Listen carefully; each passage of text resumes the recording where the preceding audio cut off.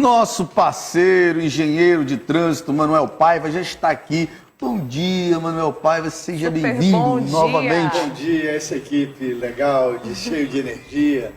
A Ananda deu um show lá em Parintins. Obrigada. Né, show, aquela cidade que todos nós gostamos, admiramos. Né? Mas que falta trânsito. Falta melhorar o trânsito, na verdade. É o reflexo da cidade do interior. Né? Infelizmente é isso, né, Alex? Tá? É isso que está acontecendo não só em Parintins, em Canutama, Lábrea, Boca do Arco, Manacapuru, Presidente Figueiredo, Iranduba, Eu tenho uma Itacoatiara. pergunta. Antes de nós entrarmos no nosso assunto, eu queria entender por que no interior não tem semáforo? Eu não vejo. Irresponsabilidade da prefeitura, é muito simples. Tem um ou outro, assim, mas é muito longe. Tem. Mas é muito longe um do outro. Ananda, na realidade, desde que o Código de Trânsito, o novo Código de Trânsito foi colocado em prática, coube às prefeituras municipais elas organizarem o transporte e o trânsito. Elas têm que ter um órgão executor do trânsito, como tem o Instituto Municipal de Mobilidade Urbana. Apenas 22% dos municípios amazonenses têm esse órgão. Tá? Parintins tem, mas não é funciona. eficiente. Não é dado a sua devida atenção, E pela grandeza que é Parintins, não só para o Amazonas, mas para o Brasil. Claro, é necessário que se tenha disciplinamento no trânsito, tenha sinalização, tenha orientação para que se evite o acidente. Você tem razão, Ana. Sim. Lá o número de acidentes é muito elevado, muitas pessoas se machucam. Esse é o reflexo das cidades que não têm controle. Olha, Manaus, que é essa cidade de mais de 2 milhões de habitantes, nós temos aqui um celeiro, nós estamos com aquele contador de pessoas contando as vítimas de trânsito. Né? E no interior a mesma coisa, só que no interior essas ocorrências, Alexis, não são notificadas, elas não são divulgadas, não entra na estatística. Como não entra na estatística, as vítimas na M010, da M0070, né? Ou seja, são pessoas que morrem no trânsito que são invisíveis, não estão entrando na estatística. E é um reflexo dessa semana do Maio Amarelo, onde a gente tem que refletir que essa violência seja transformada em paz.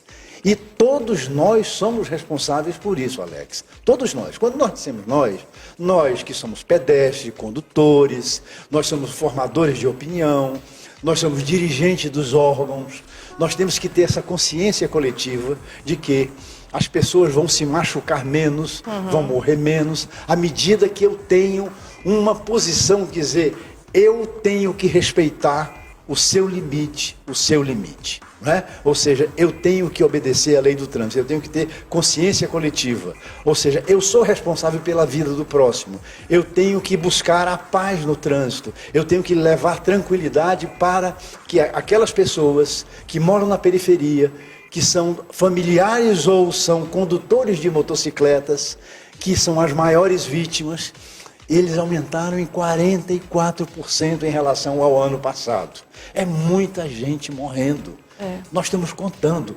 Alex, a média de janeiro a abril desse ano, a média foi de 24 pessoas por mês. Bateu até mais do que o do ano Quase passado. uma pessoa por dia. Quase uma pessoa por dia. Isso é uma pandemia. Isso não é uma pandemia. Pela estupidez que é de você não ter paz, você não ter postura, você não respeitar a lei do trânsito, você ser indisciplinado. É só essa turma que nós estamos conscientizando a grande maioria, né? Há um mototaxista, há um motociclista que não respeita a sinalização, que ele é ousado, que ele é imprudente, que ele anda acima da velocidade, que ele está ingerindo bebida alcoólica antes de dirigir. Ao mesmo tempo, nós lembramos que o poder público você colocou muito bem hoje. É preciso sinalizar, é preciso fazer manutenção do sistema viário, é preciso fazer drenagem, é preciso colocar semáforo, é preciso fazer campanhas de educação, é preciso fomentar o triciclo, por exemplo, de Parintins. É um exemplo que tem de mobilidade comunitária. Aquele é um exemplo que tem que ser incentivado, tem que ser dado oportunidade, porque ali é um equipamento seguro. Você viu, né? Mas olha só, existe a associação dos triciclos motorizados, que ali realmente é um equipamento seguro. Antes de nós entrarmos ao vivo contigo, ela me mostrou porque tudo, explicou e mostrou um que não era associado, mas que o equipamento a gente via como é que ele era engatado. Então tem que ter sim, por isso a importância também dessas associações, inclusive ela falou assim que a Câmara dos Vereadores também já aprovaram, tanto que eles estão regulamentados, né?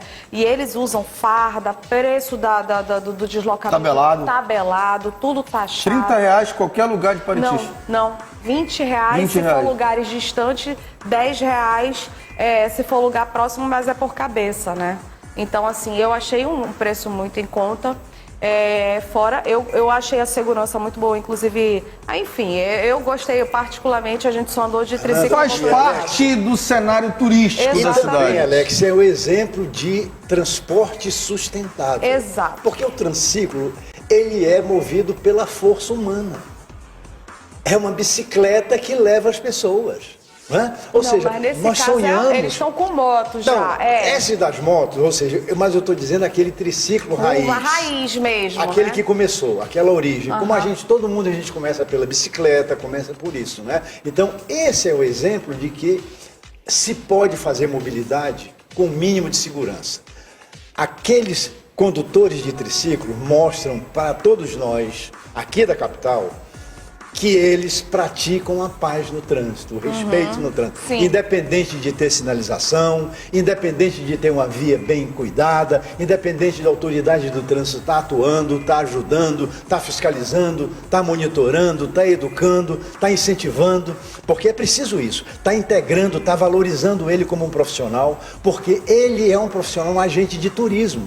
Ele leva o gringo, ele leva aquele morador que vem da zona rural, o amazonense que vai lá conhecer, ou seja, como você falou, Alex, ele é a peça fundamental no turismo, na mobilidade do turista e das pessoas. Então isso precisa ser bem cuidado, precisa ser incentivado e precisa, acima de tudo, servir como exemplo de comportamento no trânsito. Verdade. E agora vamos para o nosso tema de hoje, a campanha Maio Amarelo ajuda no resultado efetivo do combate ao acidente de trânsito. Só uma pergunta.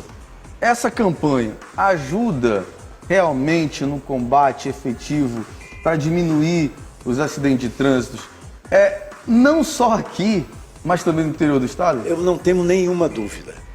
Todo o esforço de conscientização, todo o esforço de engajamento, todo o esforço de participação, de fomentar a participação das pessoas, do estudante, da criança, do motociclista. Ou seja, para que cada um possa cumprir a sua parte. Para que não seja imprudente, para que respeite a sinalização, para que respeite os limites de velocidade, para que, na realidade, use os seus equipamentos de deslocamento que seja devidamente habilitado, para que o motorista do carro de cargas respeite a sinalização, a velocidade ali na General Rodrigo Otávio, para que os nossos amigos motoqueiros respeitem a velocidade lá na Avenida do Turismo, no Rapidão. No final de semana passada, Alex, a gente viu uma cena inusitada. Um rapaz num carro, automóvel, andando na contramão, sem sinalização, lá naquela nova via. Olha só, é um exemplo que um cara desse tinha que ser pego para exemplo. Vamos lá, puni-lo dentro da lei, dentro que o código está prescrevendo. Para quê? Para que a gente não fique falando desse tipo de comportamento. O ideal, Alex, era que nós tivéssemos sempre uma agenda positiva. Sim. Que agenda positiva? O cara do triciclo de Parintins é o exemplo a ser seguido. Legal. Agenda positiva pela vida, agenda positiva pelo comportamento, agenda positiva, apesar do poder público não fazer o seu papel, os caras estão fazendo dele.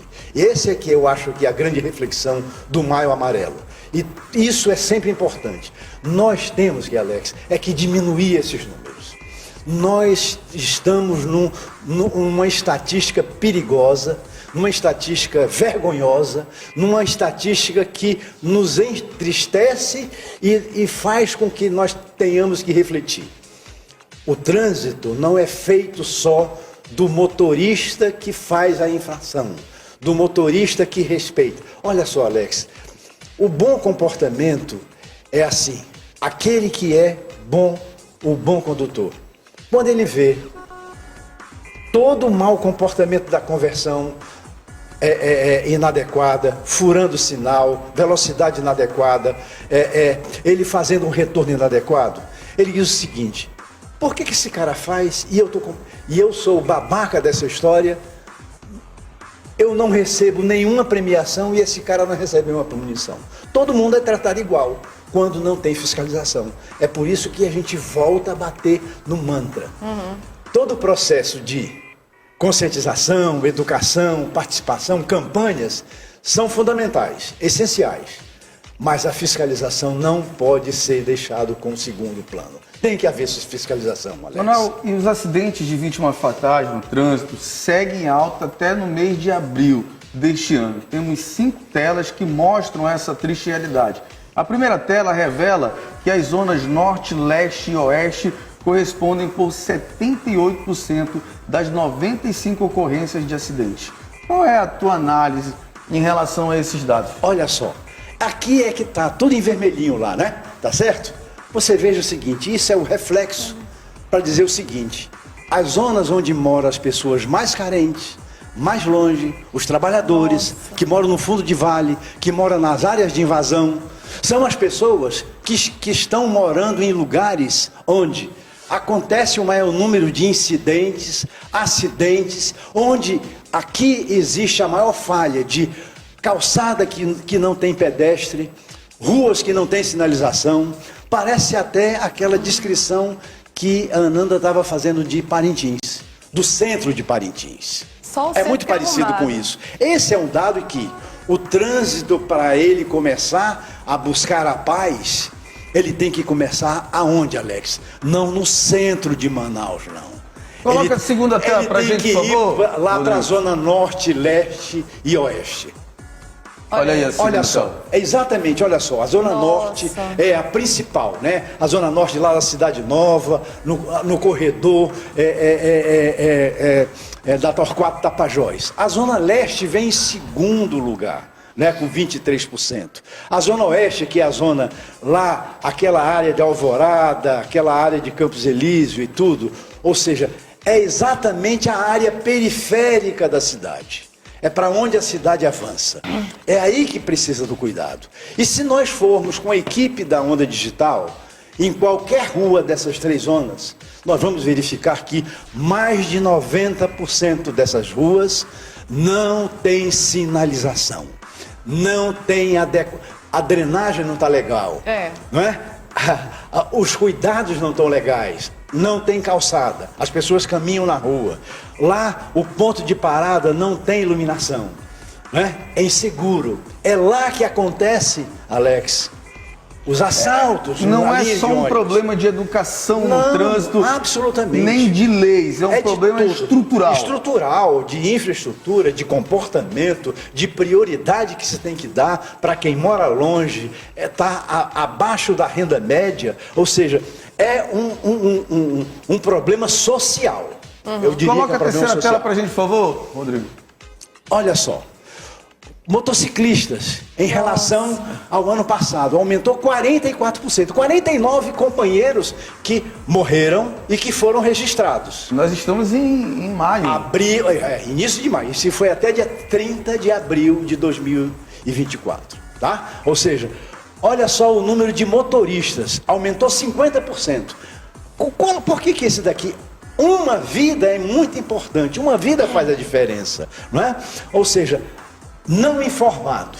Olha só esse dado aqui, Alex. Qual é esse dado não informado? Esse dado não informado que foi uma vítima, foi levado para o IML, mas não sabe. Aí diz o seguinte: isso ele morreu no trânsito. Como é que ele? O que ele era? Era motociclista, ele era passageiro, ele era pedestre, ele era... Entendeu, Alex? Não foi caracterizado que categoria de vítima era, porque isso é importante. Olha só, agora, Alex, interessante é que os motociclistas e os pedestres são os que mais sofrem, né?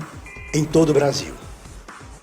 no Amazonas, Manaus. Isso tem sido uma constante nos últimos 2 anos pós-pandemia.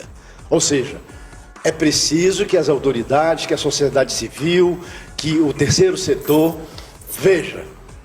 É importante vender moto, é importante dar essa fluidez para a população, mas é importante também garantir segurança viária, garantir segurança na trafegabilidade, garantir que essas pessoas sejam protegidas para elas poderem dirigir. Eu lhe digo o seguinte, Alex, é muito arriscado hoje Como você dirigir. vê esse dado? Porque para mim eu vejo de forma muito preocupante. O ano todo de 2023, 78 acidentes. Não, esse foi o mesmo período, não. É o mês, só o mês de janeiro a abril. A abril de 2023, porque sempre o comparativo é esse, tá? Porque no ano de 2023 foram 258 mortes. Foi assim um caminhão de Mas olha, gente. pela estatística, eu espero que diminui. Aumentou 22% no período. Bom período. A tendência vai ser isso, sabe por quê, Alex? Porque, infelizmente, a cada dia que a gente amanhece, tem mais uma vítima de motociclista. Isso é em Manaus. verdade. Todo dia. Todo Todo dia, dia. Alex.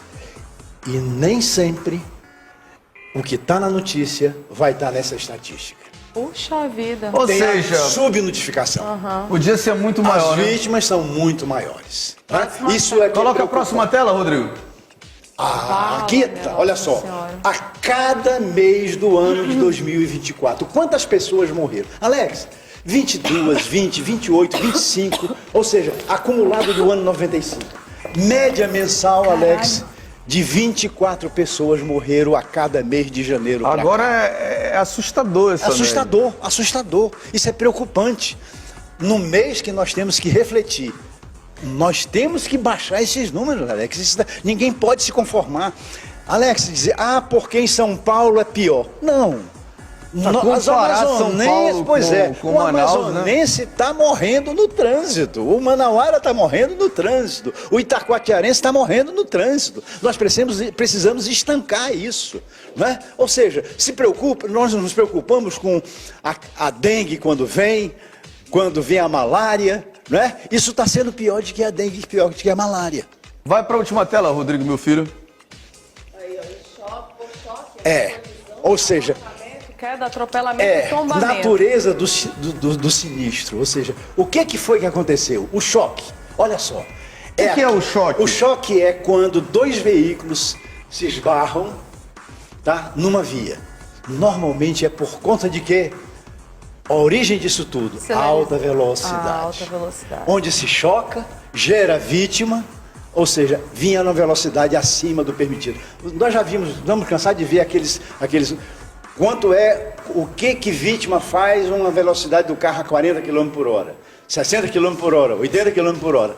Normalmente, quando acontece isso, Alex, é que o cara vinha em disparada, Meu Deus. a mais de 60 km por hora. Ele vinha numa pista molhada, ele vinha numa pista mal iluminada, mal sinalizada, ele vinha dirigindo de uma maneira imprudente. Né? Você veja que o capotamento, o atropelamento, uma coisa que nos deixa, por exemplo, o seguinte, viu? É o atropelamento, mesmo assim, 1%. Isso significa o seguinte: nós ainda estamos matando pedestre. Nós estamos atropelando as pessoas andando na rua, atravessando uma faixa de pedestre.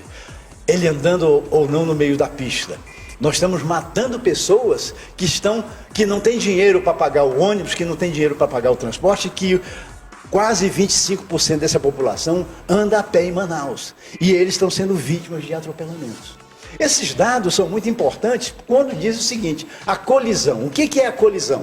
A colisão já é também uma consequência de o cara furou o sinal, o cara vem na contramão, o cara não respeita.